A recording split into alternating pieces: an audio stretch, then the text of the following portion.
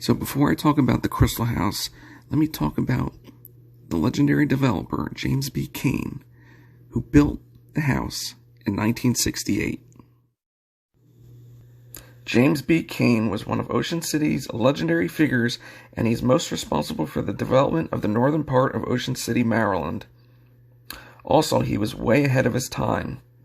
Some places he created are Caine Keys 1 and Caine Keys 2, Caine Woods, Caine Harbor Mile, and Montego Bay, and he has changed the landscape of the town all the way to the Delaware line. The Crystal House, shown here in this picture, was developed and built in 1968 by James B. Caine. It was built on pilings on the beach, and it extended into the surf during high tides. The cottage featured a living room with a fountain in the middle, 3 bedrooms, and 3 bathrooms with sunken tubs and square toilets. It created controversy and arguments about public beach access versus private ownership rights. Bobby Baker of the Carousel Hotel filed suit to have it declared a public nuisance and torn down. James B. Caine sold the house in the 1980s, and the state of Maryland bought it from a later owner. In July of 1990, the state had it removed, and today no physical evidence of the Crystal House remains on the beach at 118th Street.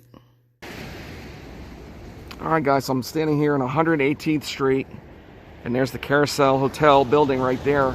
I believe this is the same spot of the video or picture you will see of where the Crystal House was built here on the beach back in 1968, and it was torn down or taken away in 1990.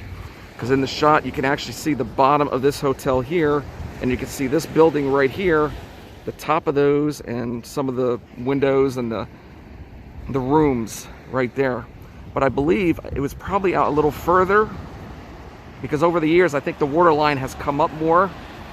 So basically from where I'm standing right here in this spot, this is where the Crystal House stood and was built at the time. This is almost the same shot.